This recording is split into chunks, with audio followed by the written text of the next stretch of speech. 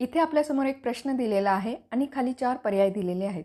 प्रश्नात असे म्हटले, 120 मुलांपैकी 65% मुले पास झाली, तर अनुत्तीर्ण विद्यार्थी किती? आणि खाली 4 पर्याय दिलेले आहेत.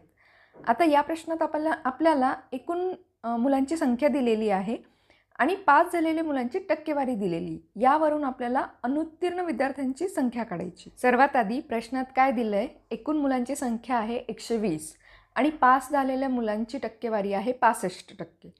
मग इथे आपल्याला 120च्या 65% काढून घ्यावं लागणार आहे. म्हणजे जिथे आपल्याला लिहावं लागणार आहे 120 गुणिले 65 भागिले 100. आणि हे जर तुम्ही व्यवस्थित सोडवलं तर तुम्हाला उत्तर मिळतं 78. मग 78 मुले ही पास झालेली, म्हणजे 120 पैकी 78 मुले पास झाली.